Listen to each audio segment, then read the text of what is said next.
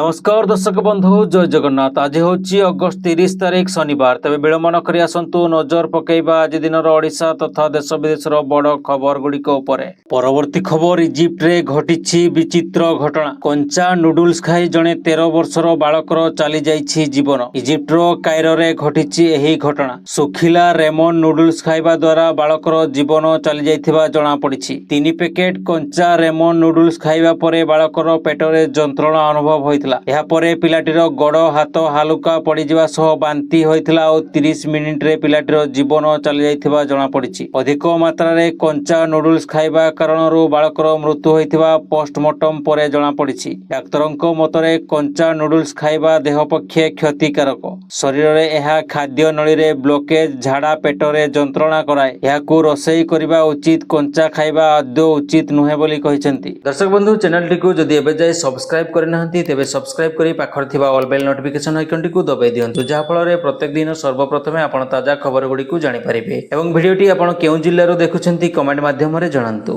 परवर्ती खबर एजाए बन्या दाउरू रक्षा पाउनी उत्तर ओडिशा। दक्षिण ओडिशा रे एबे भी गाजुछि तुहा कुतुहा वर्षा। एपटे पुणी आसिलाणी पछकु पछ लघुचाप। सेप्टेम्बर 3 तारिख बेलकु उत्तर बंगोपसागर रे सृष्टि होई पारे लघुचाप क्षेत्र। फଳରେ बढ़िबो वर्षार परिमाण। बन्या जगु लोकंको स्थिति संगीन होई पड़िछि। ते बन्या जगु लोके असुविधा भोगुथुवा बेले पुणी एक लघुचाप चिंता बढ़ाइछि। आसुछि आउ 2टी लघुचाप। सेप्टेम्बर पहिलारू वर्षा परिमाण बढ़िबो। आगकू पछकू 2टी लघुचाप आसुतबा गोटिए सेप्टेम्बर प्रथम सप्ताह रे आउ गोटिए द्वितीय सप्ताह रे रहिछि। सेबळी पाणीपाग विभाग पक्षरु आगामी 2 सप्ताह पई विस्तारित पाणीपागर पूर्वानुमान जारी होइछि। आकलन अनुसार सेप्टेम्बर 3 तारिख बेलकू उत्तर बंगोपसागर रे एक लघुचाप सृष्टि होई पारे। या अधिक घनीभूत होई 5 रे अवपातर रूप नेबार संभावना अछि। या परे द्वितीय सप्ताह बेलकू पुणी आउ एक लघुचाप मध्य सृष्टि हेबार संभावना अछि। ओडिशा रे आसंता अगस्त 31 रु सेप्टेम्बर 3 भितरे प्रबल वर्षा होई पारे।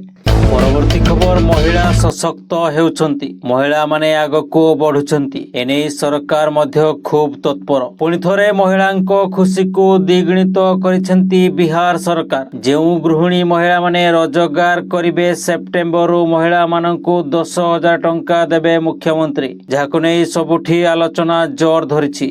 बिहार मुख्यमंत्री नीतीश कुमार महिला मानंको पई बड़ पदक्षेप नैछंती। से मुख्यमंत्री महिला रोजगार योजना आरंभ करिसेंती। सोशल मीडिया प्लेटफॉर्म एक्स रे एने घोषणा करिसेंती मुख्यमंत्री। एही योजना को कैबिनेट बैठक रे अनुमोदन करा जायछि। वर्तमान समस्तंको मनरे प्रश्न जे केमिति महिला पाइबे टंका, कोन रहिछि स्कीम रो सठिक पदक्षेप। प्रत्येक परिवार रो जणे महिलांकु नियुक्ति आरंभ करिया पई प्रथम किस्ती 10,000 टंका मिलिबो। सेप्टेम्बर 2025 रु एही टंका सीधा सड़क महिलांको बैंक अकाउंट को स्थानांतरित हेबो। नियुक्ति आरंभ करिवार 6 मास परे कार्यर मूल्यांकन कराजिबो। या परे आवश्यक हेले महिलांकु 2 लाख टंका पर्यंत अतिरिक्त सहायता दिया जाय परिबो। महिलांको उत्पाद विक्रय करिया पई गांरू शहर पर्यंत हाट बजार विकसित कराजिबो। एणिकी महिला माने सशक्त हेबे, सेमाने मध्य स्वावलंबी हेबे। मुख्यमंत्री महिला रोजगार योजना अधीन रे राज्यर प्रत्येक परिवार जणे महिलांकु तांको पसंदर नियुक्ति आरंभ करिया पई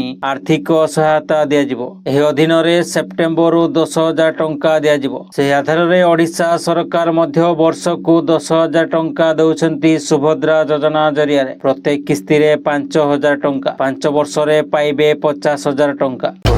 भारत सरकार एक नुआ digital personal data protection act DPDP लागू करने को चाहते, जहां ग्राहकों मोबाइल नंबर एवं व्यक्तिगत डाटार सुरक्षा को प्राथमिकता दे प्रस्तुत करा जायछि। एही आईन अनुसार दुकान, मॉल एवं रिटेल स्टोर गुड़िक ग्राहक मानक ठारो मोबाइल नंबर मागिबा बेआईन गणाजिबो। डाटा बिक्री उपरे संपूर्ण रॉक। एजाए अनेक रिटेल कंपनी लक्ष लक्ष ग्राहकों मोबाइल नंबर संग्रह करी महंगा दाम रे बिक्री करुथिले, किंतु नुआ आईन ଆଇନ ଏହି ପ୍ରଥା ଉପରେ ସମ୍ପୂର୍ଣ୍ଣ ରୋକ ଲଗାଇବ। ଏବେ କୌଣସି ଗ୍ରାହକଙ୍କ ଡାଟା ତାଙ୍କର ସ୍ପଷ୍ଟ ଅନୁମତି ବିନା ନିଆଯାଇ ପାରିବ ନାହିଁ କି ବିକ୍ରି କରାଯାଇ ପାରିବ ନାହିଁ। ଟାଇମ୍ସ ଅଫ୍ ଇଣ୍ଡିଆର ରିପୋର୍ଟ ଅନୁସାରେ ଏହି ଆଇନ କମ୍ପାନୀ ଗୁଡ଼ିକୁ ଗ୍ରାହକଙ୍କ ମୋବାଇଲ ନମ୍ବର ଭଳି ତଥ୍ୟ କିପରି ସଂଗ୍ରହ ଏବଂ ବ୍ୟବହାର କରାଯାଉଛି ତାହା ଉପରେ ପୁନର୍ବିଚାର କରିବାକୁ ବାଧ୍ୟ କରିବ। ଏହା ଲୟାଲିଟି ପ୍ରୋଗ୍ରାମ ପାଇଁ ବ୍ୟବହୃତ ପରିଚୟ ପ୍ରଣାଳୀରେ ପରିବର୍ତ୍ତନ ଆଣିବ। ଏବେ ଦୋକାନୀମାନେ ଗ୍ରାହକମାନଙ୍କ ଠାରୁ ମୌଖିକ ଭାବେ ମୋବାଇଲ ନମ୍ବର ମାଗିବା ବଦଳରେ କିପ୍ୟାଡ୍ ଏଣ୍ଟ୍ରି କିମ୍ବା ଅନ୍ୟାନ୍ୟ ବିକଳ୍ପ ମାଧ୍ୟମରେ ଡାଟା ସଂଗ୍ରହ କରିବେ, ଯାହା ଗୋପନୀୟତା ବଜାୟ ରଖିବ। ଏହା ସହିତ ଗ୍ରାହକଙ୍କୁ ସ୍ପଷ୍ଟ ଭାବେ ଜଣାଇବାକୁ ହେବ ଯେ ତାଙ୍କ ଡାଟା କାହିଁକି ନିଆଯାଉଛି,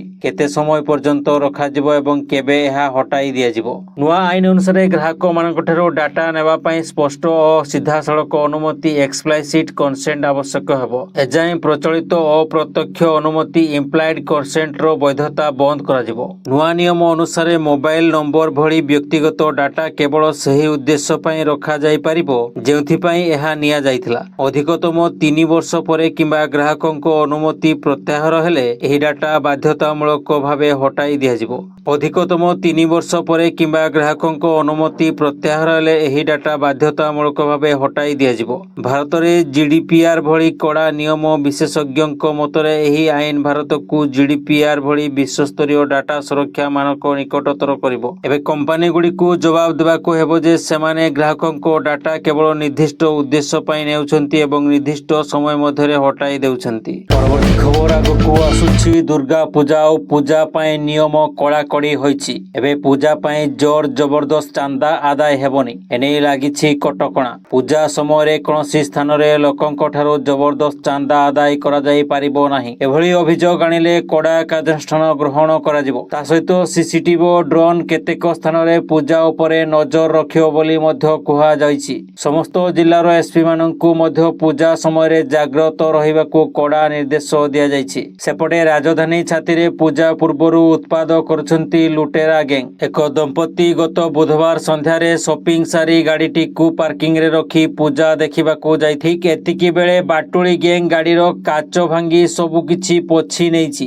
ଆଶ୍ଚର୍ଯ୍ୟକର କଥା ହେଉଛି ଏହି ଲୁଟ୍ ଖାରବେଳ ନଗର ଥାନାଠାରୁ ମାତ୍ର ଅଳ୍ପ ଦୂରରେ ଘଟିଥିଲା। ଗାଡ଼ି ଭିତରେ ଥିବା ଲାପଟପ୍, ସୁନା ଗହଣା ଓ ଟଙ୍କା ଲୁଟ୍ ପରେ ମୁଣ୍ଡରେ ହାତ ଦେଇ ବସିଲେ ମାଲିକ। କିନ୍ତୁ ପୋଲିସ ସେପଟେ କହୁଛି ପାର୍ବଣ ପାଇଁ ଆମେ ସମ୍ପୂର୍ଣ୍ଣ ପ୍ରସ୍ତୁତ। ସେପଟେ ଦିନରେ ପ୍ରବଚନ ଦେଇ ରାତିରେ ଚୂନ ଲଗାଉଥିବା ମୋଷ୍ଟ ୱାଣ୍ଟେଡ୍ ଲୁଟେରାଙ୍କୁ ଗିରଫ କରିଛି ପୁଲିସ। ଅଭିଯୁକ୍ତଙ୍କର ନାଁ ହେଉଛି ମନୋଜ ସିଂ। ମନୋଜ ନାଁରେ ରହିଛି 10ରୁ ଅଧିକ ମାମଲା। ନବବିବାହିତାଙ୍କ ଘରେ ପଶି 20 ଲକ୍ଷର ସୁନା ଗହଣା ଓ ଟଙ୍କା ନେଇ ଚମ୍ପଟ ମାରିଥିଲା। ଏହି ଅଭିଯୁକ୍ତ ଲୁଟ୍ ସୁନା ବନ୍ଧକ ରଖି ଟଙ୍କା ଆଣି ଅୟସ କରୁଥିଲା। ବନ୍ଧା ହେବା ପରେ ଭଦ୍ରମୁଖା ପିନ୍ଧା ଏହି ଚୋରର ଅସଲ ମୁଖା ଖୋଲିଯାଇଛି। ତେବେ ପାର୍ବଣକୁ କେମିତି ଶାନ୍ତି ଶୃଙ୍ଖଳା ସହ ସାରିବ କମିଶନରେଟ ପୁଲିସ ପାଇଁ ବଡ଼ ଚ୍ୟାଲେଞ୍ଜ ରହିଛି। ଏହି ଚ୍ୟାଲେଞ୍ଜ କିଏ କେଉଁଠାରେ ଜବରଦସ୍ତ ଚାନ୍ଦା ଆଦାୟ କରୁଛି ତାହାରି ଉପରେ ନଜର ରଖିବ ପୋଲିସ। ପରବର୍ତ୍ତୀ ଖବର ଆଗାମୀ ସେପ୍ଟେମ୍ବର 1 ତାରିଖ ସୋମବାର ମୁଖ୍ୟମନ୍ତ୍ରୀଙ୍କ ଜନ ଅଭିଯୋଗ ଶୁଣାଣି ବନ୍ଦ ରହିବ। ମୁଖ୍ୟମନ୍ତ୍ରୀଙ୍କ ଅନ୍ୟାନ୍ୟ ଗୁରୁତ୍ୱପୂର୍ଣ୍ଣ କାର୍ଯ୍ୟ ଥିବାରୁ ଆସନ୍ତା ସୋମବାର ସେପ୍ଟେମ୍ବର 1 ତାରିଖରେ ମୁଖ୍ୟମନ୍ତ୍ରୀଙ୍କ ଜନ ଅଭିଯୋଗ ଶୁଣାଣି ବନ୍ଦ ରହିବ। ସାଧାରଣ ପ୍ରଶାସନ ଏବଂ ସାଧାରଣ ଅଭିଯୋଗ ବିଭାଗ ପକ୍ଷରୁ ଏହି ସୂଚନା ଦିଆଯାଇଛି। ପରବର୍ତ୍ତୀ ଖବର ସଂସଦ ଭବନରେ ସ୍ଥାନ ପାଇବ ମହାପ୍ରଭୁ ଜଗନ୍ନାଥ, ବଳଭଦ୍ର ଏବଂ ମା ସୁଭଦ୍ରାଙ୍କ ରଥର ଗୋଟିଏ ଲେଖାଏଁ ଚକ। ଲୋକସଭାର ବାଚସ୍ପତି ଓମ୍ ବିର୍ଲା ଶ୍ରୀମନ୍ଦିର ପ୍ରଶାସନର ପ୍ରସ୍ତାବକୁ ଗ୍ରହଣ କରିଛନ୍ତି। ଏନେଇ ସୋସିଆଲ ମିଡିଆ ଏକ୍ସରେ ଶ୍ରୀମନ୍ଦିରର ମୁଖ୍ୟ ପ୍ରଶାସକ ଅରବିନ୍ଦ ପାଢ଼ୀ ସୂଚନା ଦେଇଛନ୍ତି। ଲୋକସଭା ବାଚସ୍ପତି ଓମ୍ ବିର୍ଲା ଶୁକ୍ରବାର ଶ୍ରୀଜୀଉଙ୍କ ଦର୍ଶନ କରିଥିଲେ। ଏହି ଅବସରରେ ରଥଯାତ୍ରା ବେଳେ ହୋଇଥିବା 3 ଠାକୁରଙ୍କ 3 ରଥର ଗୋଟିଏ ଲେଖାଏଁ ଚକ ସଂସଦ ପରିସରର ଏକ ପ୍ରମୁଖ ସ୍ଥାନରେ ରଖିବାକୁ ବାଚସ୍ପତିଙ୍କୁ ଶ୍ରୀମନ୍ଦିର ପ୍ରଶାସନ ପକ୍ଷରୁ ପ୍ରସ୍ତାବ ଦିଆଯାଇଥିଲା। ବାଚସ୍ପତି ଏହି ପ୍ରସ୍ତାବରେ ସହମତି ପ୍ରକାଶ କରିଥିଲେ। ପରବର୍ତ୍ତୀ ଖବର ଗତକାଲି ଓଡ଼ିଶା ଲୋକସେବା ଭବନର କନଭେନସନ ସେଣ୍ଟରଠାରେ 2 ଦିନିଆ ଜାତୀୟ ଅନୁସୂଚିତ ଜାତୀୟ ଜନଜାତି ସମ୍ମିଳନୀ ଅନୁଷ୍ଠିତ ହୋଇଛି, ଯାହାକୁ ଲୋକସଭା ବାଚସ୍ପତି ଓମ୍ ବିର୍ଲା ଉଦ୍ଘାଟନ କରିଛନ୍ତି। ଏହି ସମୟରେ ଓମ୍ ବିର୍ଲା ଉଦ୍ବୋଧନ ଦେଇ କହିଛନ୍ତି, ଦେଶରେ ସମାବେଶୀ ବ୍ୟବସ୍ଥା ପ୍ରତିଷ୍ଠା କରିବାକୁ ହେବ। ଦେଶକୁ ଆଗକୁ ନେବାକୁ ହେଲେ ସବୁ ବର୍ଗର ଲୋକଙ୍କୁ ସାଥିରେ ନେଇ ଚାଲିବା। ସମସ୍ତଙ୍କୁ ନ୍ୟାୟ, ସମସ୍ତଙ୍କୁ ସେମାନଙ୍କ ଅଧିକାର ଦେବାକୁ ହେବ। ଦେଶର ପ୍ରଥମ ମହିଳା ଆଦିବାସୀ ରାଷ୍ଟ୍ରପତି ଦ୍ରୌପଦୀ ମୁର୍ମୁ ଏହି ମାଟିରୁ ଆସିଛନ୍ତି। ଦେଶର ଲୋକତନ୍ତ୍ର ଗଣତନ୍ତ୍ରର ଶକ୍ତି ପୁରା ବିଶ୍ୱକୁ ଅବଗତ କରାଯାଉଛି। SC/ST ବଜେଟ୍ ଆବଣ୍ଟନର ସମୀକ୍ଷା ହେବା ଜରୁରୀ। ରୋଜଗାର, ଆର୍ଥିକ ଶକ୍ତି କ୍ଷେତ୍ରରେ ପରିବର୍ତ୍ତନ ଜରୁରୀ। केउं योजना कले दलित आदिवासी उपकृत हेबे चिंता करिबा जरूरी। आवश्यकता अनुसार सेमानंकु अधिकार देबाकू हेबो। अन्यपटे एससी एसटी जातीय सम्मेलन रे मुख्यमंत्री मोहन चरण माझी कहिसेंती देशर विकास पई एससी एसटी को उत्थान जरूरी। ओडिशा जनसंख्यार 40% हेउछंती आदिवासी एवं दलित, 23% आदिवासी एवं 17% हेउछंती दलित। निकटरे नीट पास करथिबा दिदाई आदिवासी झियंकु भेटिथिले। हमर वर्तमान भलो अछि, भविष्यत आहुरी भलो रहिबो। पोलिठु नै दिल्ली जाए संवैधानिक व्यवस्था चलिछि। परवर्ती खबर अगस्त 31 रे सरकार घोषणा करिवे नुआ एनएससी और म्युनिसिपालिटी। विकसित ओडिशा 2036 मंचरो नगर उन्नयन मंत्री कृष्ण चंद्र महापात्रଙ୍କ बड़ घोषणा। कहले राज्य रे शहरीकरण को प्रोत्साहन दिया जिवो। एबे मात्र 12% शहरीकरण सीमित रहितबा बेले याकू 40% को वृद्धि करा जिवो। सालेपुर को एनएससी मान्यता प्रदान करिबारे प्रतारणा होईछि। सालेपुर वासी को प्रतारणा करिसेंती पूर्व सरकार। बहुत जल्दी सालेपुर को एनएससी मान्यता प्रदान करा जिवो बोली गृह निर्माण और नगर उन्नयन मंत्री कृष्ण चंद्र महापात्र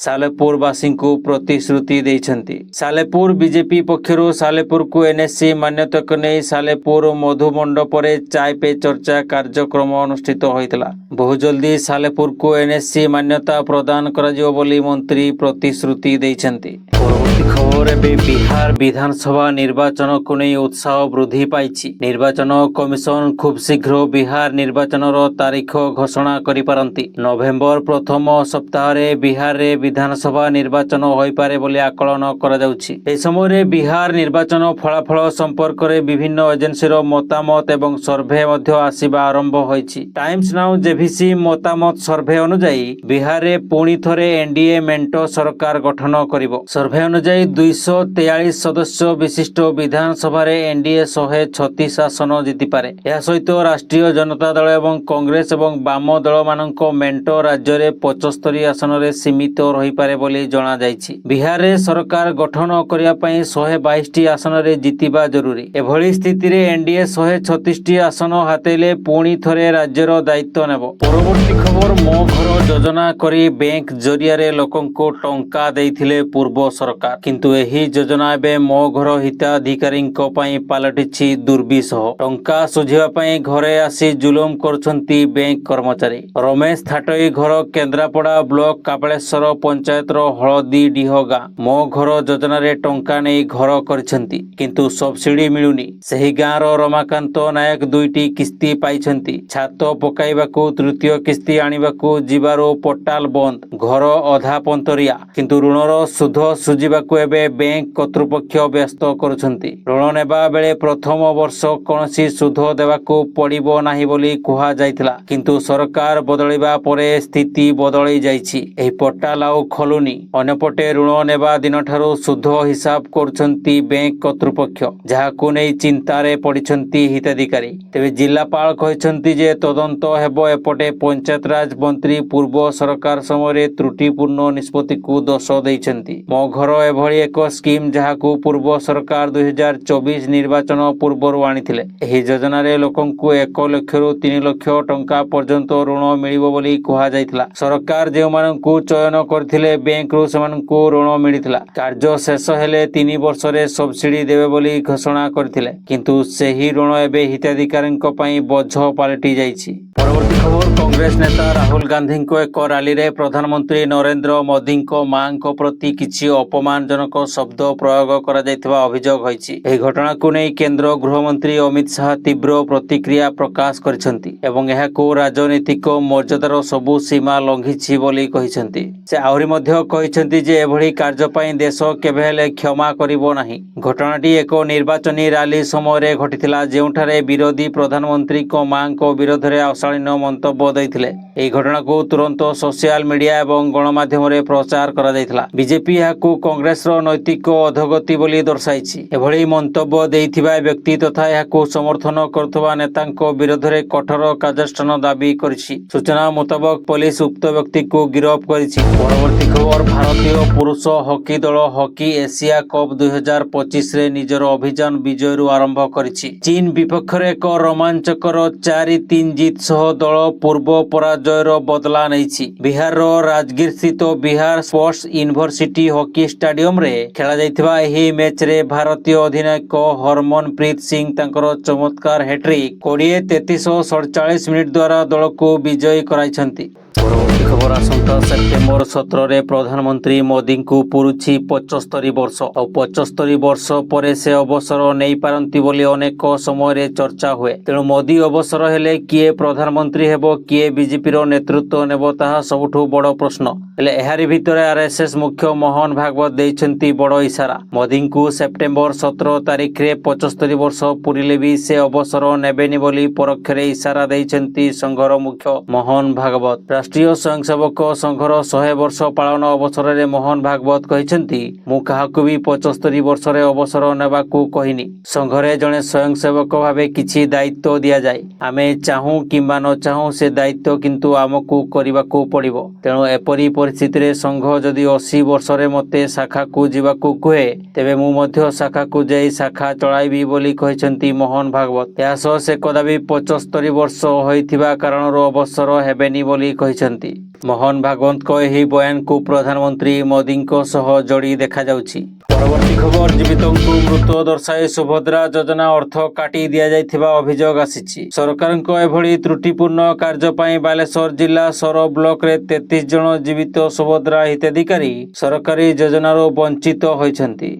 ସୂଚନାଯୋଗ୍ୟ ଯେ ସୋର ବ୍ଲକର 39,355 ସୁଭଦ୍ରା ଯୋଜନାର ହିତାଧିକାରୀ ରହିଛନ୍ତି। 4 ଚକିଆ ଯାନ ରଖିଥିବା, 5 ଏକରରୁ ଅଧିକ ଚାଷ ଜମି, ଆୟକର ଦେଉଥିବା, ସରକାରୀ ଚାକିରି, ବିଭିନ୍ନ ରାଜନୈତିକ ଦଳ ପଦରେ ରହିଥିବା ଦର୍ଶାଇ ବ୍ଲକରୁ 2,533 ମହିଳାଙ୍କୁ ସୁଭଦ୍ରା ଯୋଜନାରୁ ବାଦ ଦିଆଯାଇଛି। ଏମାନଙ୍କ ମଧ୍ୟରୁ ଜୀବିତ 33 ମହିଳା ସୁଭଦ୍ରା ଯୋଜନାରୁ ବାଦ ପଡ଼ିଥିବାରୁ ସୋର ସମନ୍ୱିତ ଶିଶୁ ବିକାଶ ବିଭାଗରେ ଅଭିଯୋଗ ପରେ ତଦନ୍ତ କରାଯାଇ ସରକାରଙ୍କୁ ଅବଗତ କରାଯାଇଛି। 33 ମହିଳା ପୂର୍ବରୁ 2 କିସ୍ତି ସୁଭଦ୍ରା ଯୋଜନାରୁ 5,000 ଟଙ୍କା କରି 2 ଥର ଅର୍ଥ ପାଇଥିବା ବେଳେ ରାକ୍ଷୀ ପୂର୍ଣ୍ଣିମାରେ ତୃତୀୟ କିସ୍ତି ପାଇବାରୁ ବଞ୍ଚିତ ହୋଇଛନ୍ତି। ସେମାନଙ୍କୁ ମୃତ ବୋଲି ଘୋଷଣା କରାଯାଇ ଯୋଜନାରୁ ବଞ୍ଚିତ କରାଯାଇଛି। ତେବେ ଉପମୁଖ୍ୟମନ୍ତ୍ରୀ ପ୍ରଭାତୀ ପରିଡ଼ାଙ୍କ କହିବା ଅନୁସାରେ ଏସବୁ ତ୍ରୁଟିର ପୁଣି ଥରେ ଯାଞ୍ଚ ହେବ। ଯାଞ୍ଚ ହେଲା ପରେ ସେମାନେ ସମସ୍ତ କିସ୍ତି ଟଙ୍କା ପାଇବେ। ପରବର୍ତ୍ତୀ ଖବର, ଚାଷୀଙ୍କ ଆକାଉଣ୍ଟକୁ ଯାଇଛି ସିଏମ୍ କିଷାନର ତୃତୀୟ କିସ୍ତି ଟଙ୍କା। ମୁଖ୍ୟମନ୍ତ୍ରୀ ମୋହନ ଚରଣ ମାଝୀ ସିଏମ୍ କିଷାନ ସହାୟତାର ତୃତୀୟ କିସ୍ତି ଟଙ୍କା ପ୍ରଦାନ କରିଛନ୍ତି। 51,54,115 ଜଣ କ୍ଷୁଦ୍ର ନାମମାତ୍ର ଚାଷୀ, ଭୂମିହୀନ କୃଷକ ପରିବାର, ଅନୁନ୍ନତ ଜନଜାତି ସମୂହ ଏବଂ ସହରାଞ୍ଚଳ କୃଷକଙ୍କୁ ଡିବିଟି ମାଧ୍ୟମରେ ମୋଟ 1,041.29 କୋଟି ଟଙ୍କା ପ୍ରଦାନ କରାଯାଇଛି। ତେବେ କିଛି ଚାଷୀଙ୍କର ଏପର୍ଯ୍ୟନ୍ତ ଟଙ୍କା ଆସିନାହିଁ। କାହିଁକି ଟଙ୍କା ଆସିନାହିଁ ଜାଣିବାକୁ ଚାହୁଁଥିଲେ ସିଏମ୍ କିଷାନ ଯୋଜନାର ଅଫିସିଆଲ ୱେବସାଇଟକୁ ଯାଇ ଷ୍ଟାଟସ୍ ଚେକ୍ କରିପାରିବେ ଆଧାର ଇନପୁଟ୍ କରି, ଅଥବା ଟୋଲ୍ ଫ୍ରି ନମ୍ବରରେ କଲ୍ କରି ମଧ୍ୟ ଜାଣିପାରିବେ କ'ଣ ପାଇଁ ଟଙ୍କା ଆସିନାହିଁ। ଟୋଲ୍ ଫ୍ରି ନମ୍ବରଟି ହେଉଛି 1553333। ପୁଣି ଥରେ କହି ରଖୁଛୁ, ଟୋଲ୍ ଫ୍ରି ନମ୍ବରଟି ହେଉଛି 1553333। ଏହି ନମ୍ବରରେ କଲ୍ କରି ଆପଣ ଆପଣଙ୍କର ଷ୍ଟାଟସ୍ ଜାଣିପାରିବେ। କ'ଣ ପାଇଁ ଟଙ୍କା ଅଟକିଛି, କ'ଣ ଅସୁବିଧା ହୋଇଛି। ଅସୁବିଧାର ସମାଧାନ ହେଲେ ସମ୍ପୂର୍ଣ୍ଣ ଟଙ୍କା ଖାତାକୁ ଆସିଯିବ।